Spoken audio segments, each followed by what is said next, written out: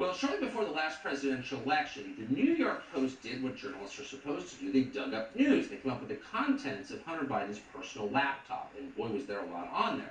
Not just the famous pictures of Hunter Biden putting M&Ms on his private parts, but also extensive evidence of the Biden family's long-term overseas influence peddling operation. How do they live in those big houses? Because they're getting paid off by foreign governments in exchange for favors, the Ukrainian government, among others. So we took a look at those claims and quickly confirmed that the laptop was authentic. And as part of that reporting process, we interviewed Tony Bobolinsky. He was mentioned the laptop numerous times. He worked with Hunter Biden. But in a twist that will haunt us for the rest of our lives, that laptop was used as a pretext to impose a vast censorship regime on the United States of America. Big Tech censored the New York Post on the basis that it was Russian disinformation. Joe Biden did the same. On the debate stage, citing 50 former intelligence officials, all of them liars, Biden again called the whole laptop story Russian disinformation. We are in a situation where we have foreign countries trying to interfere in the outcome of our election. His own national security advisor told him that what is happening with his buddy, his buddy Rudy Giuliani, he's being used as a Russian pawn. He's being fed information that is Russian, that is not true. Foreign interference in our elections. Of course, the irony is the laptop showed that foreign companies and governments had been paying the Biden family in exchange for changing U.S. policy toward those countries, selling out our nation for cash. The Ukrainians most famously. But the rest of the media dutifully echoed Joe Biden's lie. Watch. Disinformation that he knows to be fabricated and supplied by a foreign intelligence service. And despite the warning, he's still doing it. You have said this entire thing is so obviously a Russian plot. It's sort of a crazy quilt at this point, which has all the hallmarks of Russian disinformation. That said, it wasn't for lack of trying. Rudy basically functioning as a Russian asset by pushing Russian disinformation. CNN reported on Friday the U.S. authorities are seeing if those emails we just talked about are connected to an ongoing Russian disinformation effort. It's pretty amazing looking back at that. So a lot of people who just started as cable news dingbats, they've never read a book in their lives, they have no idea what's going on, they just read the script, whatever.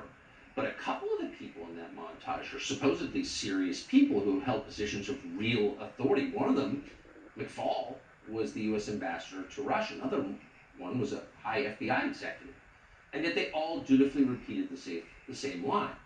Well, things have changed. Biden is now president, so the New York Times can admit what we all knew all along. The laptop is totally real. It's not Russian disinformation. According to the New York Times, quote, the Biden family's emails appear to have come from a laptop abandoned by Mr. Biden in a Delaware repair shop and were, quote, authenticated by people familiar with them and with the investigation.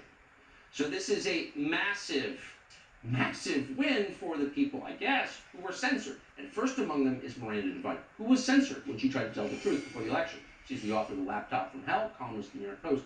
We're happy to have her join us tonight. Miranda, how does this feel to have the New York Times admit that you were right all along? Well, it's kind of delicious to see them sort of squirming around trying to admit the obvious, but you know, if you're a reader of the New York Post or a viewer of Fox News, you knew this 16 months ago. You didn't need the great New York Times to tell you that it was true and that they'd authenticated the emails. We already did that. And we published truth, the stories that were real, and have continued to do so without fear or favour. But unfortunately, the New York Times readers have been kept in the dark by their newspaper, their organ of choice, and that was for deliberate reasons. It was because they wanted Donald Trump to lose the 2020 election. So all journalistic ethics and standards went out the window. And it doesn't matter how you try and dress it up now and pretend that you just found out, even if you didn't have the laptop, as you know, because you interviewed Tony Bobolinsky at the time, he was a patriot, a hero who stood up against his own interests to tell the world the truth about Joe Biden and about his influence peddling, the way he abused his power to make money from foreign countries at the expense of America's national interest, and we're now reaping the spoils of that.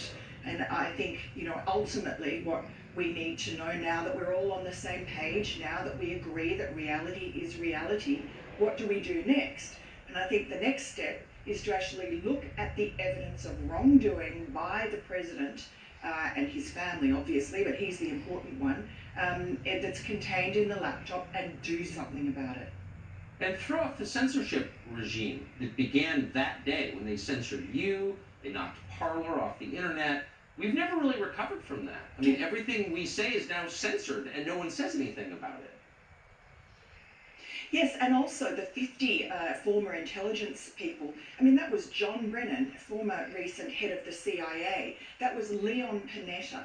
That was James Clapper and Michael Hayden. These people who now are, to this day, appearing on CNN and MSNBC as esteemed experts on Russia and Ukraine. And those people should never hold their heads up in public again. They have been, their reputations are destroyed by the fact they signed that letter and lied about the laptop and said, without looking at it, that it was Russian disinformation, and they got Joe Biden off the hook. You think of all the people who've been destroyed for nothing, some stupid comment, Yeah. and then the criminals walk free, a lot of them.